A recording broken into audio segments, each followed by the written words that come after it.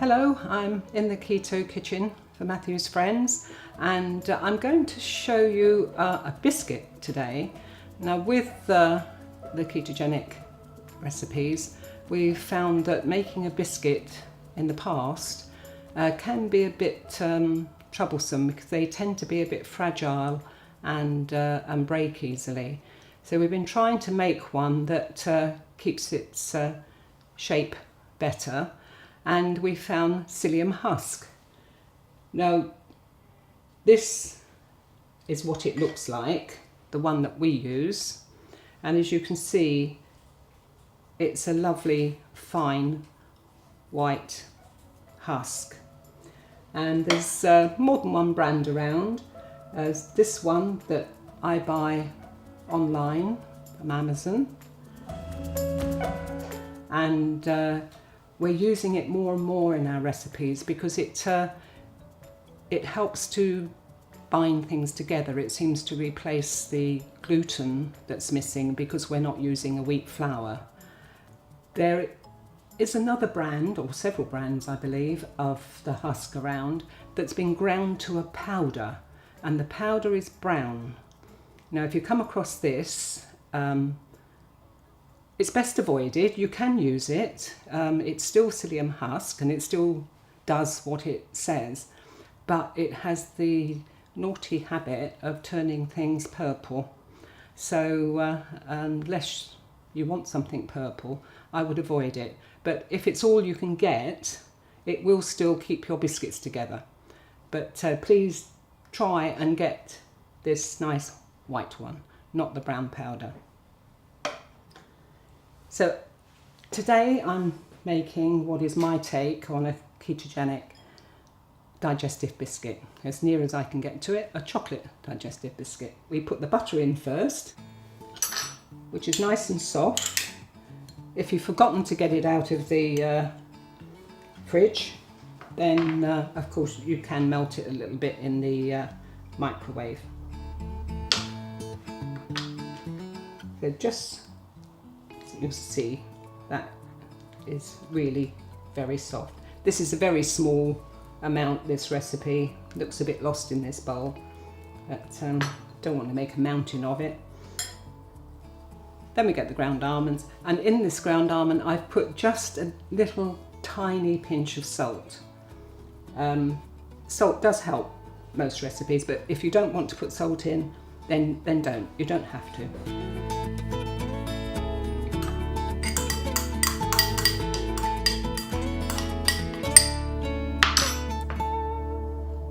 Then we put in the psyllium husk.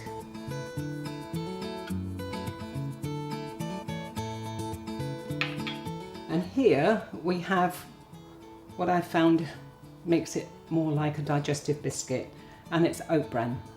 And this is a fine oat bran. You can use a medium one if that's what you've got, but the fine one is good. So you just add that in as well. Now you just work that together until it starts to go in. Scrape it down. Now to this we're also going to add 10 ml of water and a squirt of Hermesita's liquid. I say a squirt, it's probably about half a teaspoon, so I'm going to measure that out. You can adjust that according to your preference. Some of us like it sweeter than others, but it's very easy with the Hermesitas to add what you want. So you just mix that in, and you can see it just forms a paste.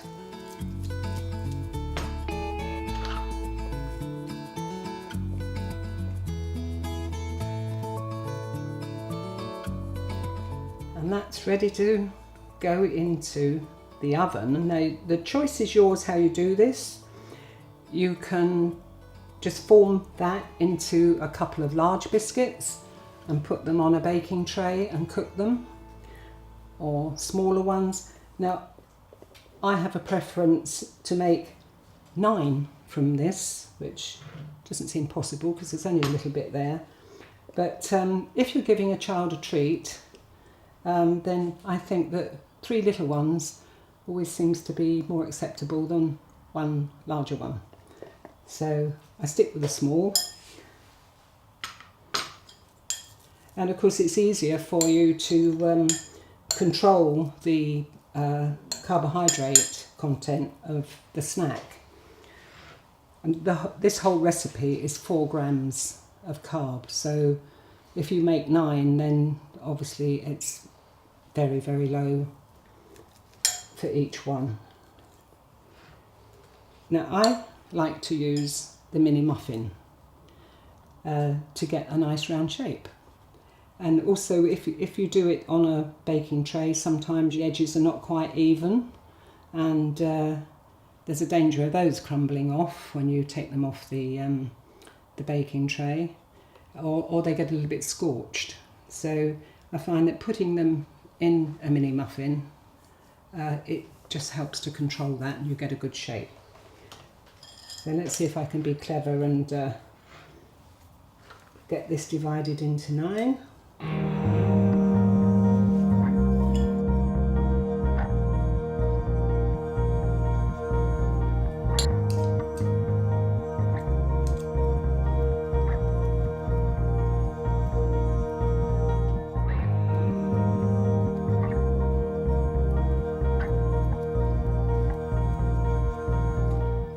So there, that's what it will look like. I mean, obviously you could batch these up and fill this tray, but that is 1 4-gram portion. Now they're going to go into an oven around 160 degrees. They cook quite quickly, 10 minutes, and then when they're cold, we start talking chocolate.